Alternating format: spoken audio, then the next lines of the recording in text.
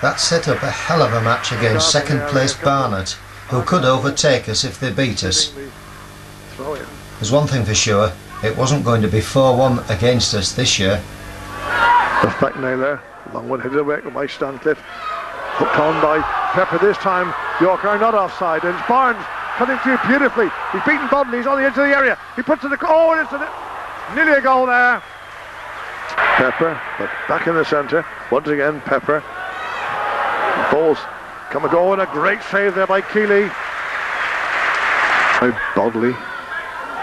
McCarthy winning the ball. Nice punt through to Borthwick. Borthwick gets the ball through to McCarthy. McCarthy cutting in nicely on the edge of the box. Centre to the centre. Oh, and once again Paul Barnes puts the ball wide. This time it took a deflection, but it looked easier to score the goal. From Carter to Showler. Showler on the left wing.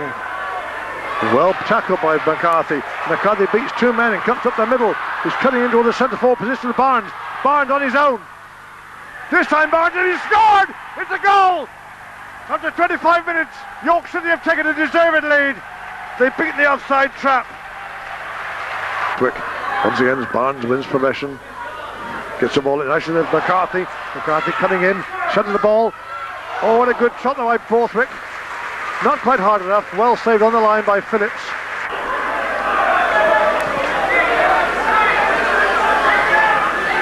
Yes, I think we can refer to racehorses and cart horses this afternoon, because that's what it looks like, and a good one from Pepper. Headed down, just nodded wide there by Ian Blackstone.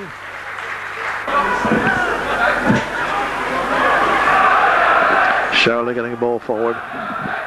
Cleared nicely by Captain Stancliffe, and now Barnes is on his own again. He's caught there, running through.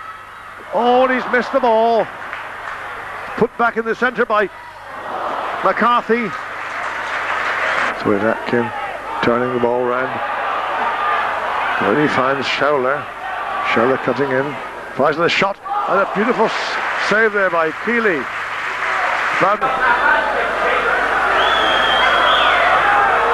So Wayne Hall takes the kick. Good high kick. Trying to find Borthwick. The ball's coming out to McCarthy. McCarthy to Barnes. Barnes turning. Cutting inside the area. Oh, he's trumped a penalty. It's a penalty. York City have won the penalty. Barnes was flattened in the area there.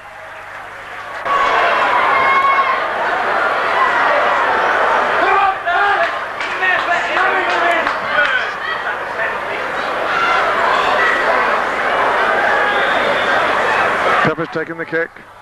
Yes, he scored again. His sixth penalty of the season. Makes Nigel Pepper top scorer now, jointly with John Borthwick, 6 goals each.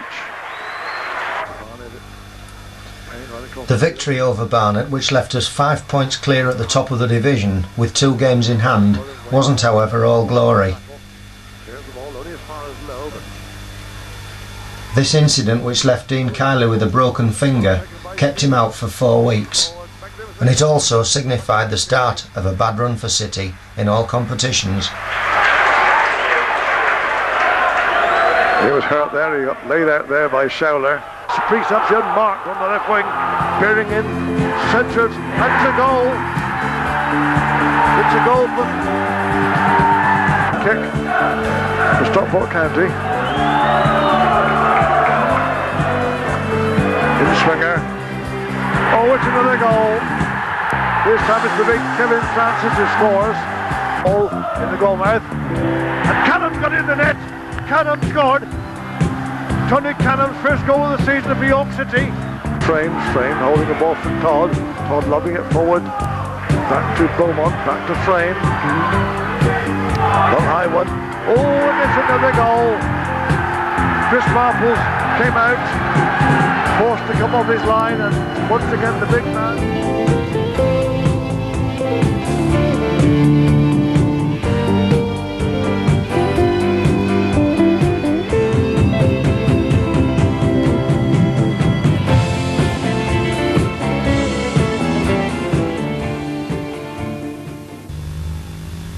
After the FA Cup exit against Stockport County, the next league match was at the County Ground, Northampton. Wayne Hall's first strike of the season after just 25 seconds must have given City heart for a good victory against the bottom placed club. but it turned out to be an omen. The last time they scored in the first minute of the match was at Walsall, which indicated their first league defeat of the season. In the last seconds of the game, Northampton stole the winner in a 7-goal thriller. We then entertained Crewe Alexandra at Bootham Crescent. Crewe were renowned to be a good footballing side and put on a strong display, but City overcame the Gremlins and recorded a fine 3-1 victory.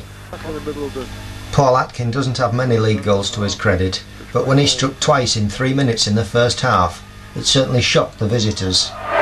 Left-footed, high, nodded on by Atkin. It's a goal! It's a goal! Paul Atkin's first goal of the season.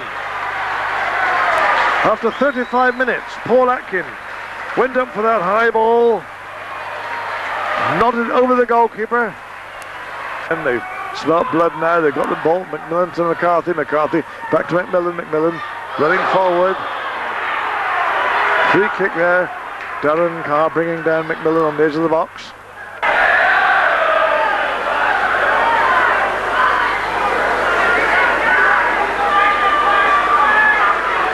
Yes. Facing it. He's going to take this left-footed. There'll be a curler, I think. Oh, it's over. Oh, up in the box. It's a goal! It's another goal! It's another goal! A beautiful header. Beautifully centred there by Wayne Hall. Right up into the goal mouth. And it looks like Paul Atkin again. Through this afternoon there. It's now 2-0 down, and Gary Swan running forward to the ball. Lovely pass through to McCarthy. McCarthy in the centre. Oh, and the ball was missed there by Barnes and by Blackstone. Came from Sheffield United. I'm not sure whether Carr and Kite played together in the Sheffield United defence at any time. I don't think it did, but now McCarthy's got the ball across, and it's to Blackstone. Blackstone finds a shot. It's a goal! It's a goal! 2 minutes in the second half, and Ian Blackstone ran onto that ball and cracked it home with his left foot. Gave Kite no chance. Go for goal, and it's McCarthy running through.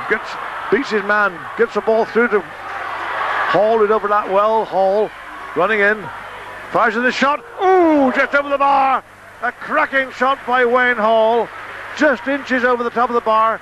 Phil Kite made a valiant effort to save it, but he couldn't get his fingers to it. That could have been so easily a fourth. They're running forward. It's Edwards trying to find Gardner. Gardner back to by McKinney, and they go. Oh, and it's a bad mistake there.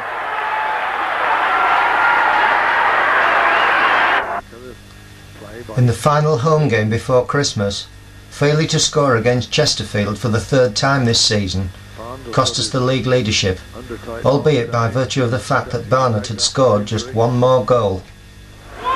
Looks rather comical, like the old-fashioned centre-forward with the long trousers. But obviously won't hinder him. And now Blackstone wins the ball nicely and brings the ball down well. He's got a nice pass. Fires in the shot. Terrific shot, which forced the goalkeeper down full length.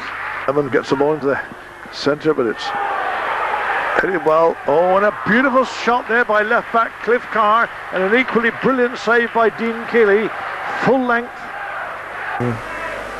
Headed away, but only as far as Blackstone. Now it's, oh, and a nice shot there. But this time was a good shot there by goals today, but they're on attack again. This time it's Barnes, gets the ball into McCarthy. McCarthy flicks it back to McMillan, who's coming in nicely. McMillan, oh, he's brought down there on the edge of the box. Brian is going into the referee's book with a yellow card. It was a last-ditch tackle. He had to stop McMillan just outside the area. And McMillan runs forward, another short pass at the middle. Ball's come down to Blackstone. Blackstone fires in a shot, and goalkeeper dives, but it's ball was just off the line there. And the game also saw the first red card of the season at Bootham Crescent, when Chesterfield central defender Tony Bryan was sent off for bringing down Paul Barnes. Whether it was a second bookable offence or an outright professional foul remains to be seen, but there's no doubt about it, Barney was clear on goal. He's tripped. Oh, he's tripped. It's a red card for Brian this time. It's his second bookable offence. He must go off. The referee's got no option. It's the second time he's dragged a player down. Yes, it's a red card. He's on his way. He's already on his way. He doesn't wait for the red card. He's already on his way to the dressing room. He prejudged the referee's decision there. He knew he was off. Second bookable offence. He has been the stalwart of the Chesterfield defence, but he's gone. And this now with Chesterfield with 10 men and still 17 minutes to go gives York City a great chance. Barnes has at last got rid of his jailer. And perhaps now we should see Paul Barnes finishing off. Good shot there by, oh, and a brilliant shot there by Wayne Hall, a free kick, the glorious free kick which was just punched over the bar. Somehow we had to rediscover the winning touch, and there was no better time to do it than at the derby match at Scarborough on the 19th of December. Many of you will know that I film matches for both clubs, and when this fixture comes round, I have to be a little impartial. Basically, I look forward to a cracking game of football with the best side winning, and I think, to be fair, on this occasion that's exactly what happened.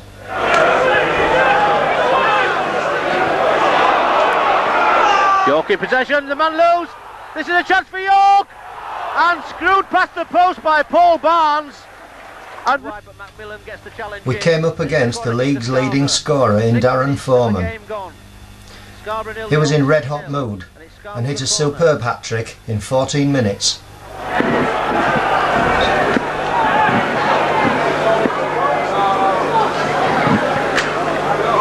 It's taken near post, it's headed on, and a goal!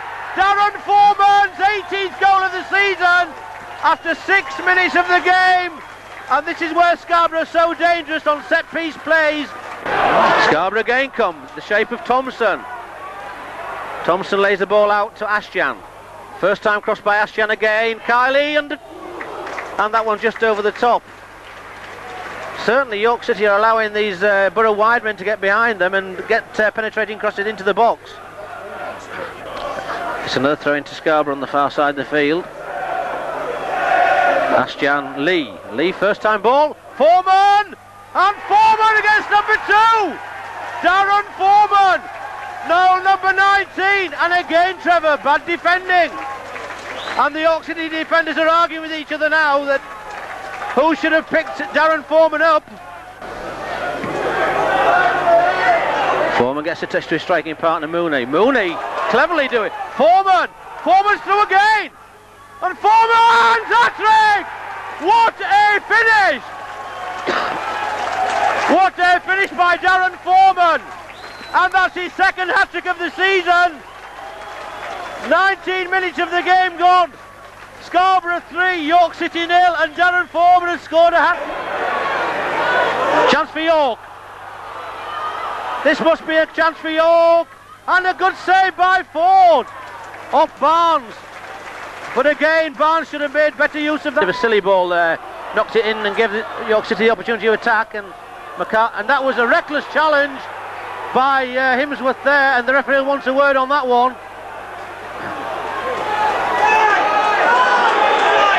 And something going off the ball as well.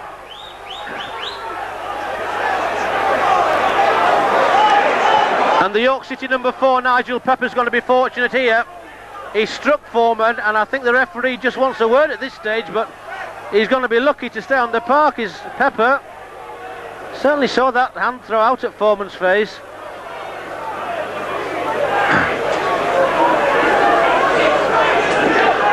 They shake hands and let's get on with it. Just a little bit fortunate, the York City number 4 there, Trevor. Well, I think the referee saw that. Common sense ruled there, because this referee Fitzharris is a little bit of a red card. Free kick's taken, and I thought that was going in. Sorry, Trevor, I thought that was aiming for the top corner there.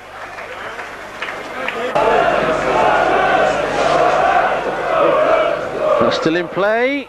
It's come off the bar.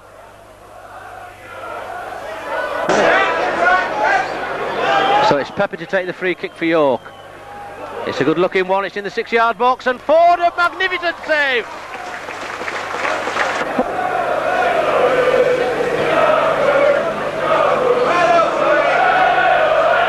And here come York again, Barnes again. This time a good ball to Cannon, Barnes! Got to be a goal, and it is! York City pull one back, and that's been on the cards for the last 15 minutes of this game. Barnes has scored. Scarborough 3, York City 1. Staincliffe and Mooney.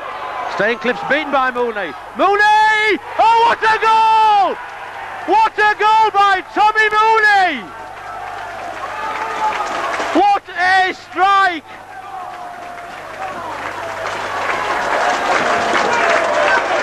...72 minutes, and Mooney puts Scarborough 4-1 up, and that's Tommy Mooney's first league goal of the season. But what a goal!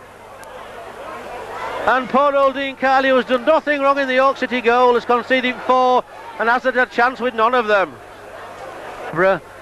Looked the part. Also knocked a hat-trick in the pre-season games. A good ball by Lightburn. Ashton! Just past the upright. For that ball, a lovely let-off by Carl Lightburn, the substitute.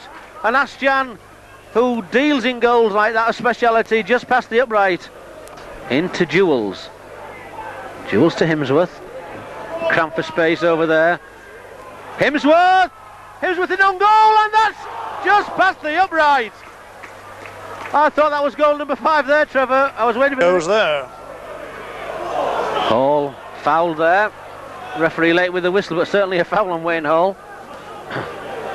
And if there's one man on the field that isn't beaten, it's certainly Wayne Hall. He still thinks there's something in the game for York City. Indeed there is. That's a good free kick, and it's another goal. That's another goal for York City. The kick by Pepper, whipped in near post. And I don't know who it was. Was it Barnes again, Trevor? It looks like Tony Cannon to me. It looks as though it could be Cannon. In fact, this is another chance for York. Tuthill cuts inside. Tuthill is only needed a touch, and that was 4-3. At Cardiff City on Boxing Day, we went in 3 goals down at half-time for the second consecutive match. What a pity Nige Pepper had missed his first spot kick of the season. But within quarter of an hour of the restart, 2 goals from Ian Blackstone and 1 from Paul Barnes earned them a very creditable 3-all draw. 1992 closed with the visit of Halifax to Bootham Crescent, and along came the fog and the frost as well. After the start they'd made to the season, it was difficult to believe that City would win just 2 more games in 1992 after the middle of October. A strong Halifax side gave City a bit of a turning over, and in all I think we were lucky to come away with a draw, despite this 2nd-minute goal from Paul Barnes. Puts the ball into the goal mouth. It was flicked on there by Barnes. The ball's come to Barnes, and Barnes has scored. First minute. High throw. Back by Staincliffe. Oh, a good header there by Borthwick. But coming up Millen. High one, right up in the goal mouth. Headed down by Borthwick. Oh, no, it was Blackstone now who headed that ball in. Millen flick on to Pepper. Pepper loves it down to Barnes. Barnes breaking through on his own now. In a good position, cutting in. He's going to have a shot at goal. He fires in the shot with nobody there to follow it up, unfortunately. And a great shot there.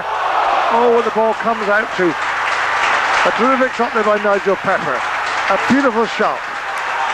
It was fully 40 yards. Barnes could do more, do no more. He'd done all the hard work. He'd got the ball into the goal mouth. Brown, but once again Halifax on the attack. Oh, punched out by Bracey. And nodded off the line there. An absolute fantastic save there by Staincliffe, I think it was, yes. Lobbed it forward. Ball comes down the middle. Williams forces his way through. Oh, he scored. Williams has scored. Mike Williams has got his first goal for Halifax. on loan from Wednesday. The Halifax Town crowd have absolutely gone mad. So I don't think there's any doubt the game will be finished.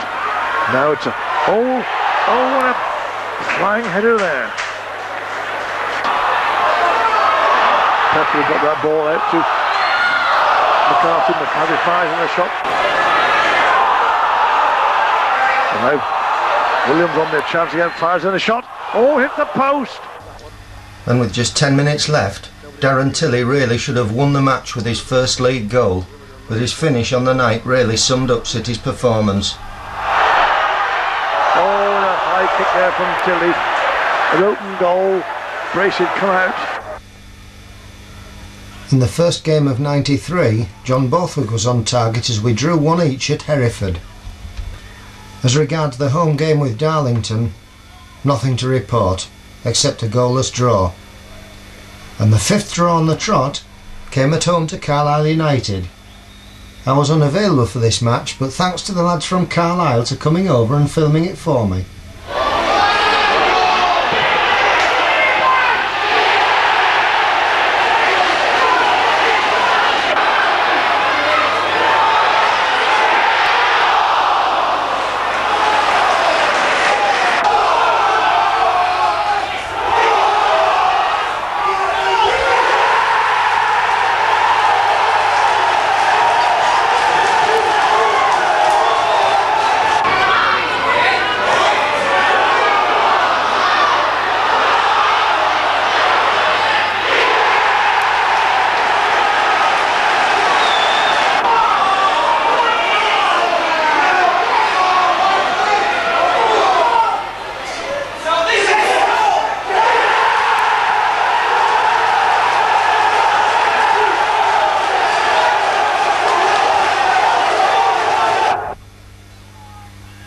The draw sequence continued at Colchester, which could have seen us in trouble as early as the 15th minute, but fortunately some referees exercised common sense.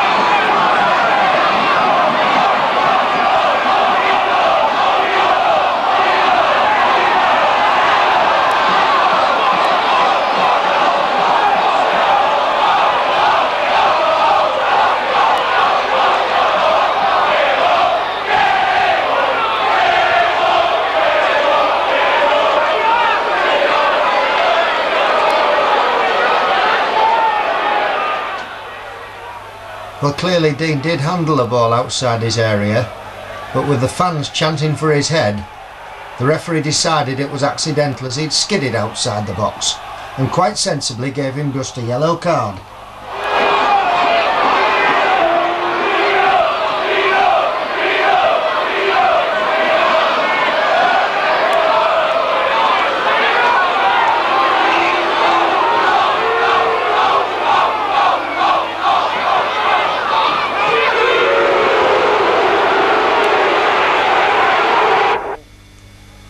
The bubble may not have burst, but it certainly had deflated, and our heaviest defeat of the season to date came at Wrexham, where we went down 3-0. John Ward decided changes were necessary for the game at home to Lincoln. Out went striker John Borthwick, and Darren Tilley started for the first time this season. Out went Gary Swan, ever present to date, in favour of Steve Bushell. Tony Canham kept his place, and Ian Blackstone dropped to the subs bench along with Tony Barrett. But it was a much better performance against Lincoln which got us back on the rails. Oh, an absolutely amazing miss there. Yes, it is. Good one. Gently Tutto with goal, but ball swung back by McCarthy. McCarthy, the ball down, and he's in the net. Paul Stancliffe scored. After 20 minutes, Paul Stancliffe has given York City the lead. I don't know what more we can expect Paul Stancliffe to do for York City. Trying to find Putnam. Putnam gets the ball in the middle. Oh, shot there by Ian Barraclough, the former Grimsby player. Hit McCarthy going on express train. The ball's come in the middle. Canham in the middle. Oh yes, it's finished up with Tony Canham. Canham, the absolute goal mouth melee. Barnes and the goalkeeper getting muddled up on the floor, and Tony Canham rushes in and puts that ball into the net for his fourth, I think it is, or maybe fifth goal of the season. That was our first win for 2 months, and was followed by a difficult away game at Shrewsbury, where Tony Canham was again on target in a 1-1 draw. Our first home defeat of the season in the league came at the hands of Walsall.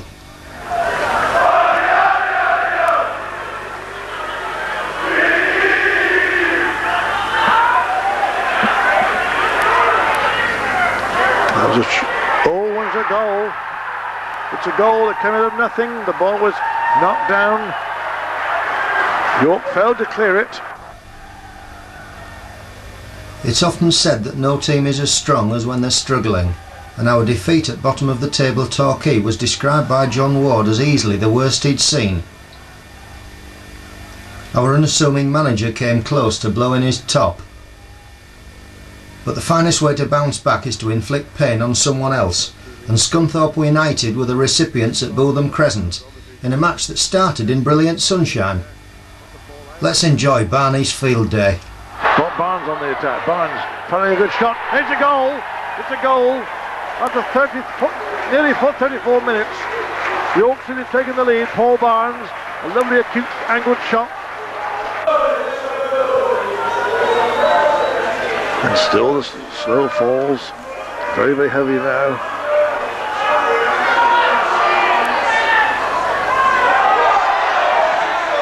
Glenn Hall following up.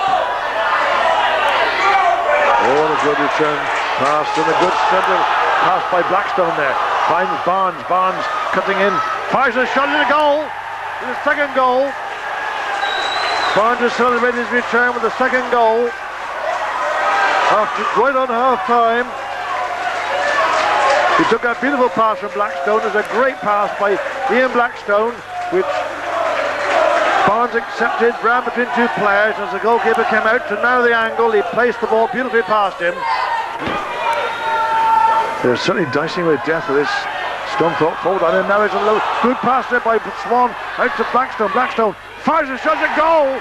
A beautiful goal by Blackstone. A lovely pass by Swan. Found Blackstone unmarked on the wing. He cut in, beat his man and let go with a terrific shot from the edge of the box. He's got the ball forward, nodded on by Pepper. And a good pass there again to Barnes, and Barnes on his own. And Barnes has scored. It's a goal. Barnes' hat-trick, his first of the club. 18 minutes gone and Paul Barnes has scored his first hat-trick. This is reminiscent of the early season form when they were looking so good and scoring so many goals. And now all of a sudden, not having scored many for weeks and weeks on end, they're coming back with 4 today against Scunthorpe. Scunthorpe, a great big side in a reasonable position in the league. They're 8th from bottom, but at least they're not in a relegation side, but they're looking terrible today. Now Barnes is on again, and Barnes fires a shot, scores his 4th.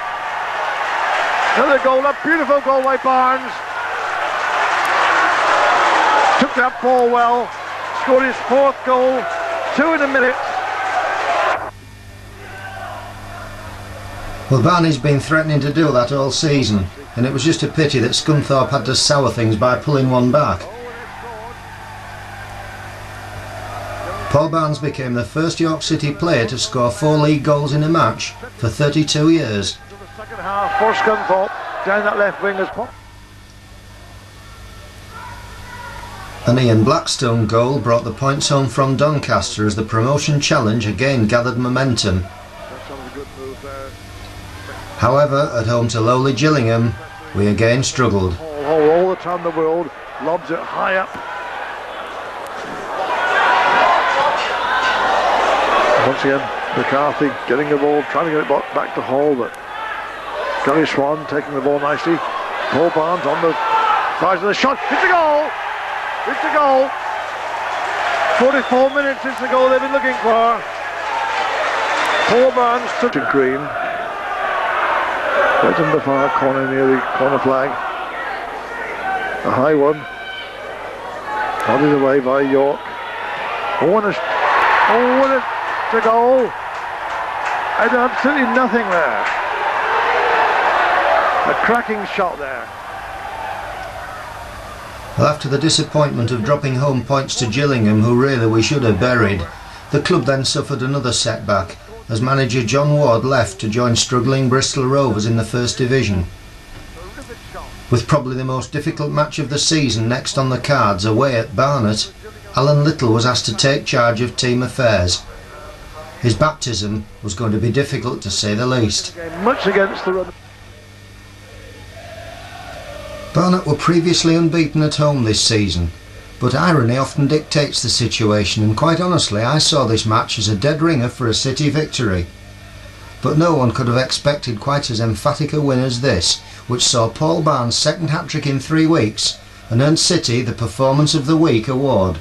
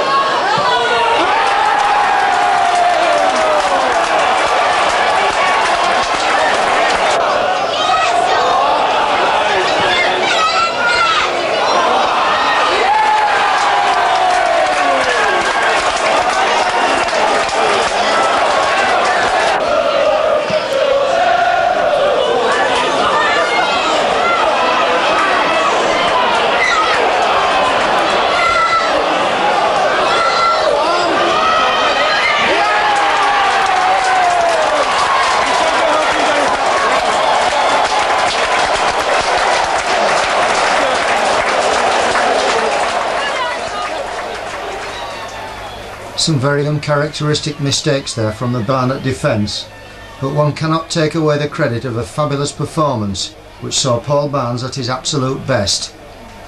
The win lifted City back into 3rd place in the league.